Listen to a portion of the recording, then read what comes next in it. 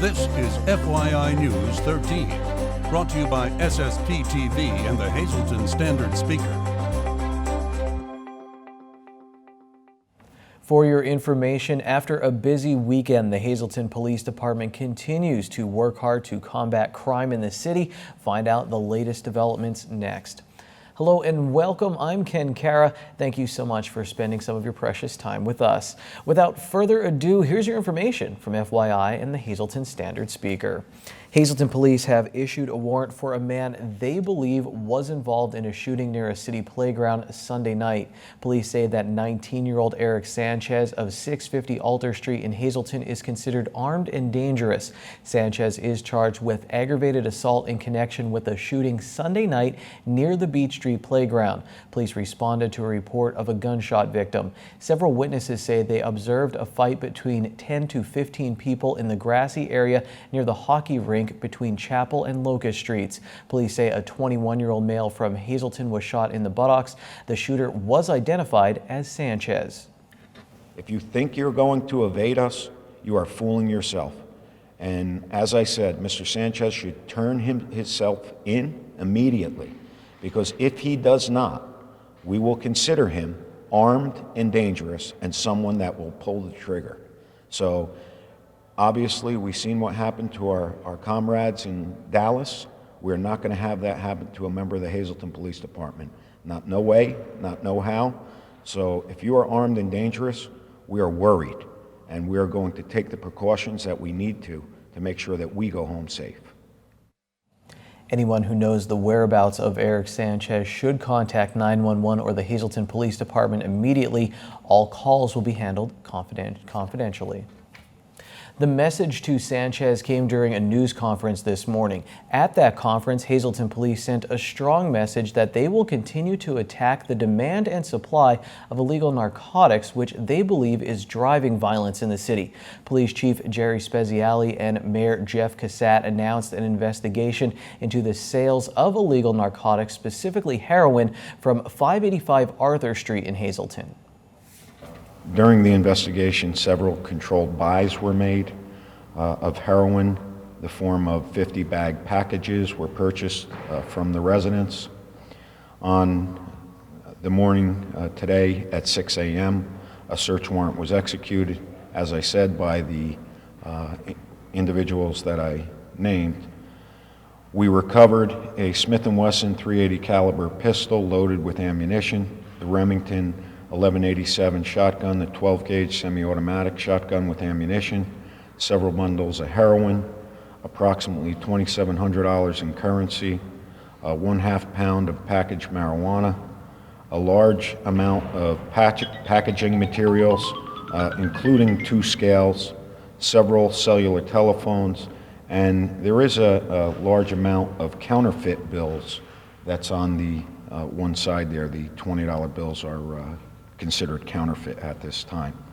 We arrested Richardson Calderon, who is 19 years of age, from 585 Arthur Street, the first floor, in Hazleton. What I will tell you is we will continue to attack the demand and supply of narcotics here in the city. This leads to violent crime, and we are extremely serious about that. The men and women will continue to tirelessly pursue and increase their efforts arresting anyone involved in illegal drugs or violent crime. It will not be tolerated. This will be handled accordingly. Well, my whole administration was set on being proactive and going on the aggressive side. We did have one setback over the weekend, which we quickly solved within 4 hours. The second incident we had the shooter identified within 24 hours. The message is that we're out there, we're aware of what's going on. If you're a drug dealer, we probably know who you are. It's just a matter of time till we put the case together, but we will get to you.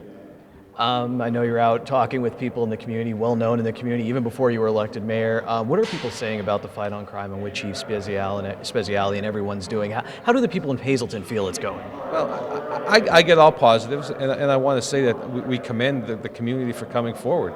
It's their tips that help us. It's them that help us solve the crimes. So I mean, the people want their city back, and we can't thank them enough.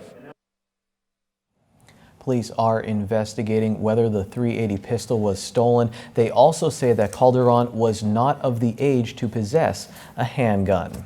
Hazelton police are investigating a shooting that took place last night. They were called to the rear of 677 Roosevelt Street around 6:40 p.m. for reports of shots fired. According to our media partner, the Standard Speaker, a family of 5 witnessed a shooter in the alley behind their home. They say he fired shots at the back of their pickup truck. They described him as a tall male with a ponytail and a backpack. No one was injured. As we reported, there was a shooting Saturday night in Hazelton. It happened near Cybert Street and Diamond Avenue. 29-year-old Gregory Newton of Hazel Township was killed in the incident. His death has been ruled a homicide. You can read more in today's Standard Speaker or at standardspeaker.com about all of this. A joint investigation is underway into a fire this morning in the city. Fire Chief Donald Leschko says his department was alerted to multiple cars on fire in the area of 224 South Cedar Street. Upon our arrival, we found 2 vehicles in the middle of a parking area fully involved, which we immediately had crews knock the main body of the fire down and kept the fire contained to the 2 vehicles. Right now, we no additional property damage. There were about 10 feet of close proximity of 2 other houses and probably within about 2 feet of other vehicles. Again, the fire was contained to the 2 vehicles, which it's just a great effort and a tremendous job by the Hazelton Fire Department and the firefighters this morning. Anyone with information should contact Hazelton Police. Before we hit the break, I want to tell you all about my fun day at Campsite being held right here in downtown Hazelton. It's the summertime and it's that time of year again for Campsite for Community Services for Site. I'm here with the president and CEO of that organization, Lori Lassant, just upstairs from our SSPTV studios. And Lori, you're housing it here at your downtown offices this year. We are. We have a few days that we'll be here, and then we'll be out in the community as well. So with our older kids, that's what we've always done. We've kind of done it in the office and then moved out to the community. And we thought, well, why not do it with the younger kids as well, giving them an opportunity to go to different places and do little mini field trips, and it breaks up the day for them as well. And we're here with the younger kids right now. This is the younger group. Yes, this is what we call our Campsite Junior program. We partner with the Greater Wilkes-Barre Association for the Blind for both of our programs. And these kids, the average age is about 8. So we have 6-year-olds all the way to 10-year-olds, but average age is about 8, and we have 9 kids this year. So your job is, and we talk about this kind of every year, to balance fun with possibly learning some skills and other activities they can use in their everyday lives. Exactly. We try to teach some basic living skills, but socialization is very important because, believe it or not, some of these kids don't really know how to socialize with one another because sometimes they're doing one-on-one stuff with adults often to learn different things. So this kind of activity, it gets very loud and it gets very fun, and there's lots of jumping and running and lots of skills being learned all at the same time. There are some challenges with the camp that you work with each individual kid differently. That's true. There are different levels of vision here. So we have some who see what we say fairly well. They're low vision. Then we have some who are legally blind, and then we have some who are totally blind. So I forget myself sometimes, Kenny, because they are so independent and they are doing so many things and they do them so well that you have to bring yourself back down and say, okay, let's make sure everybody's doing it the safest way. And they keep hearing me over and over with safety, because safety is key, learning it to do it safely. They all work together too, so they help one another. So when we have a child who's totally blind and one that has partial sight, they're right in there saying, here, let me show you how I do it. And they guide one another, which is, it's the greatest thing that you can say, is watching them work and help one another. And we did talk with 2 of the kids who were at Campsite today. Harrison, explain, what are you doing right now at Campsite? What are you working on? I'm working on tying shoes and buttoning and also zippering. How good are you at the tying shoes? Do you have that down yet? No, but I'm practicing right now. I saw a picture I think you drew over there. Talk about one of the pictures. I think it was like a superhero, or what? Talk about some of the pictures you drew. Like the bottom picture under my first picture is Lori. All right, that's Lori Lassant? Yeah. All right, very nice. And what's your other picture of? Well, I made up a girl superhero called Laser Girl, and my best friend, it's a boy, and he made the other character, which is Inferno, and together they're super adventure. That's all. Does Laser Girl have powers? Does she have any superpowers? What does she do? Yeah, she has lots of laser power. How about comics one day? Would you like to draw a comic book? Yeah. Kids having a good time at campsite. And Lori, anything else you want people to know about this week and the other weeks? I mean, you're doing the campsite with the older kids as well. Yes, this is the first year the Campsite Junior is actually 2 weeks. So it's this week and next week. And, you know, our community here is so wonderful because without folks like Sergeant Art to donate supplies for art projects, we wouldn't be able to do some of those things because there is no funding for this program. It is something that we have to come up with. We have to get grant money and fundraise for. So we do rely heavily on our community to support the program. You know, we're fortunate that there are community groups who will make donations and they go out and raise money for us to do some things. So, you know, just keeping in mind if you're looking for something to do or, you know, you have a business or something that you could donate, we're more than happy to take it and utilize it with all of our children. And so people know, children and adults visually impaired, you guys right here downtown Hazleton building the offices up, they could come down, get some help or just information. Absolutely. We're at 109 West Broad Street. They can call us or they can stop in anytime. We're here. And certainly we're here to help. Lori DeSant, thank you so much for being with us. It's Campsite Junior with Community Services for Sight.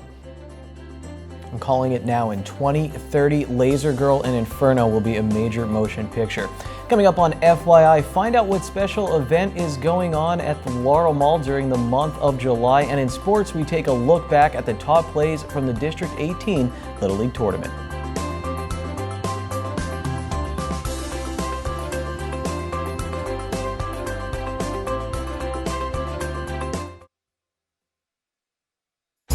This is FYI News 13, brought to you by SSPTV and the Hazleton Standard Speaker.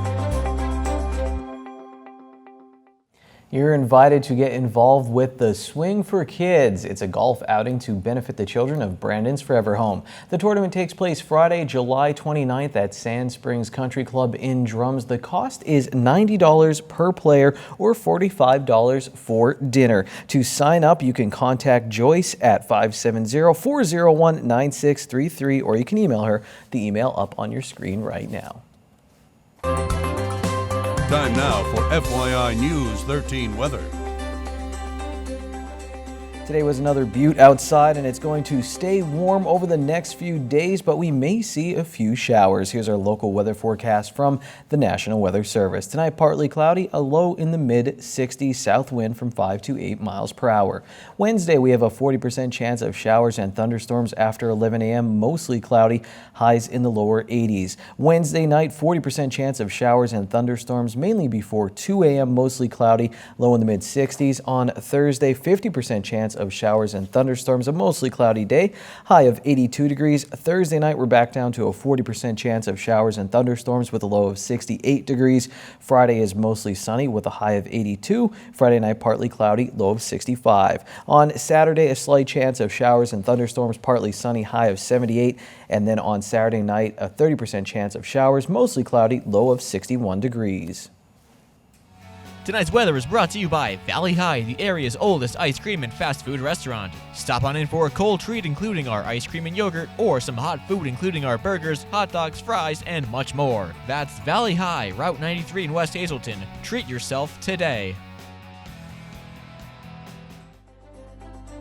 Well, look here, it's our home of the week. Located at 156 Country Club Drive in Eagle Rock Resort, this condo is on the number 6 fairway of the golf course and across the street from the ski slopes. This is a first floor unit that has 2 bedrooms and 2 bathrooms, a spacious living room, dining area, laundry and kitchen, and a 1-car garage. Outside, you have a 45 by 10 deck with 3 ceiling fans overlooking the golf course.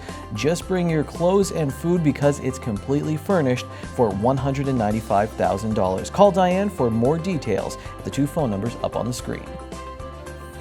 More numbers up on the screen now. It's your midday winning lottery numbers on FYI. Pick 252, pick 3 131, pick 4 2235, and pick 5 15721. We wrap up our Little League coverage when we come back on FYI, but before the break, we have Law Talk.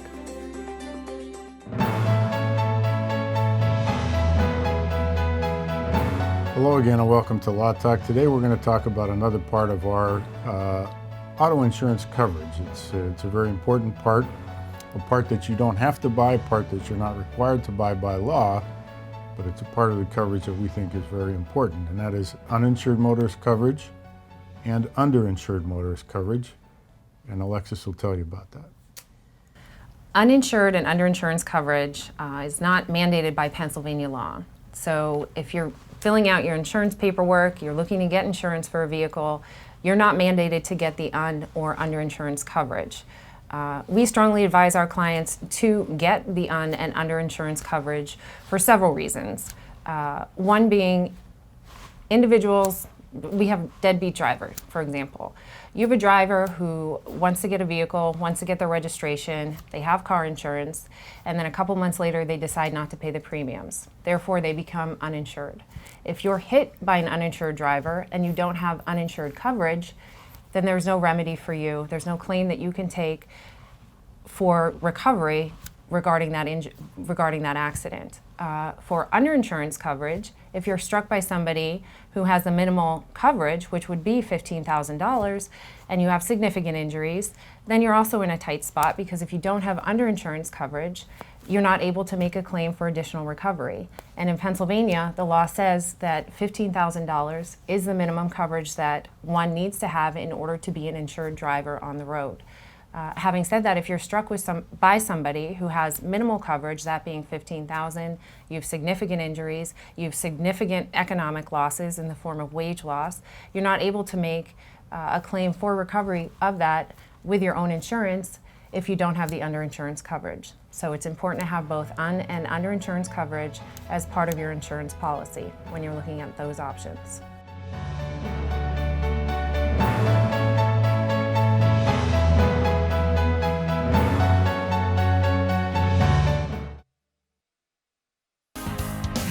This is FYI News 13 Sports.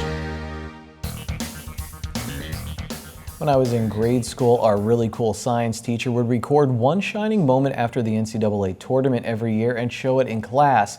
The highlights after the national championship game are now one of my favorite sports moments of the year. So maybe that's why every year I like to put together a little look back at the District 18 11 and 12-year-old All-Star Tournament. Here's some of the highlights from our highlights that all led up to one shining moment for Valley East Little League.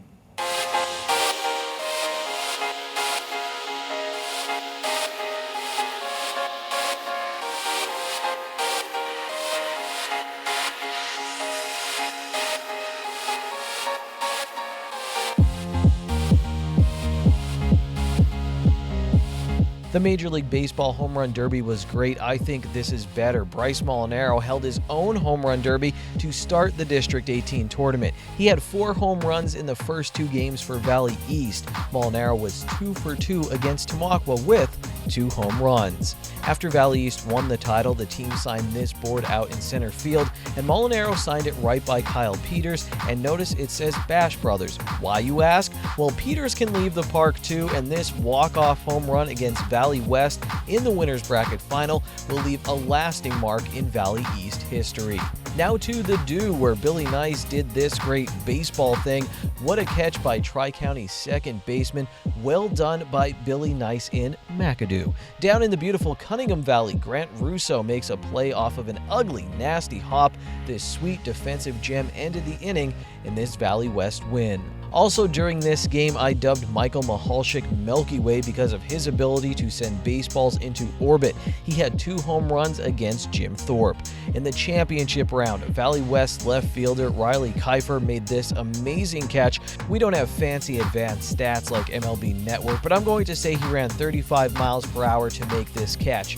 Okay, it probably wasn't that fast, but still great speed, and now he's going to show off his arm strength as he turns this into a double play. More great defense from that game as second baseman Grant Russo uses some fancy footwork to dance his way into shallow right field to make sure this ball doesn't drop in. Kyle Peters is playing the hot corner here for Valley East. He told me earlier in the at-bat a foul ball was hit down the third base line, so he moved closer to the bag and boom, he makes this play. That's a high baseball IQ right here. And our grand finale, Valley East, 2 big blasts that helped them to the title. Mason Butash led off the bottom of the first inning with this firecracker that tied the game at 1 and started a Valley East rally. Then CJ Serra in the batter's box in the rain, and this moment is just like in a movie. It's so dramatic, and this movie is called Valley East 2016 District 18 Champion. Subtitle, check out this sweet, sweet home run from CJ Serra. Congratulations to Valley East and all of our local Little League All-Stars who were selected for this tournament. The baseball fun continues in our area this summer. Hazelton Community Night is coming up at PNC Field. August 9th, come out to PNC Field, home of the Scranton Wilkes-Barre Rail Riders, for Hazelton Community Night and Russ Kanzler Night. For information on how your group or business can get involved and for a chance to throw out the first pitch and possibly sing God Bless America and more, contact the Greater Hazelton Chamber of Commerce at 570-455-1509. It's going to be a great night, and it's always a great night at Bottlenecks. Let's hear about them and then check out our social report. I'll be right back. Happy Wing Night. It's Wing Night at Bottlenecks. Get $2 off your order of wings or all-you-can-eat wings and boneless wings for only $14.95. Bottlenecks wings are voted best wings in the area year after year. Good evening, everyone, and here's tonight's Talk of the Town report. First tonight, Holy Trinity Orthodox Church, 223 South Kennedy Drive in McAdoo, be having a pierogi and halushki sale Friday, July 15th from 10 a.m. to 5:30. Please call ahead to secure your order, 570-929-2179. Our next announcement, Holy Rosary Parish, 240 South Poplar Street in Hazelton, will be holding a Rosary in the Grotto on Friday, July 29th at 3 p.m. All faithful are welcome to participate, and for info, just call 570-455-6390. And finally, the Holy Door Mission Friary in Cybersville will be holding a Pilgrimage for Peace Sunday, August 7th. We'll be having matins, food service, liturgy, children's programs, spiritual talk, vespers, and more. For information, please call 570-788-1212, extension 400, or email holydoormission@gmail.com. That's tonight's Talk of the Town. News 13 would like to send sincere condolences to the family and friends of these recently departed. David J. Barrett, formerly of Hazelton. Funeral is Thursday at 10:30 a.m. from the Baldwin Fairchild in Winter Gardens, Florida. Friends may call Wednesday from 6 to 8 p.m. Frank M. Chakowski of McAdoo. Funeral is Wednesday at 11 a.m. in the Lamar Christ Funeral Home. Friends may call Wednesday from 9 to 11 a.m. Wendy M. Bonifair of Hazelton. Memorial is Thursday at 5 p.m. in the Most Precious Blood Church. Friends may call Thursday from 4 to 5 p.m. at the church. The Damiano Funeral Home is assisting the family with the arrangements. And Trejan Marinkou of Hazelton. Funeral is Thursday at a time to be announced. Viewing is Wednesday from 6 to 9 p.m. at the Frank J. Bonin Funeral Home.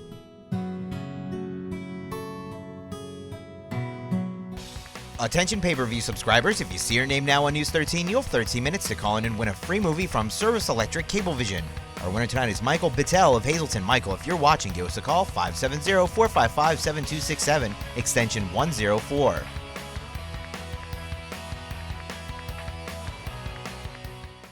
Pokemon are everywhere, and that includes Hazelton, and that includes our media partner, the Standard Speaker. Here's Pidgey hanging out at their office on Wyoming Street. Rachel Hawley has an article in Tuesday's paper all about the Pokemon Go game and its popularity here in our area. They're a good time, the staff over there at the Standard Speaker. They're also very informative. Check out standardspeaker.com for breaking news. Also, our Facebook page. We'll see you again on Wednesday. Thanks for watching. Take it easy, everyone.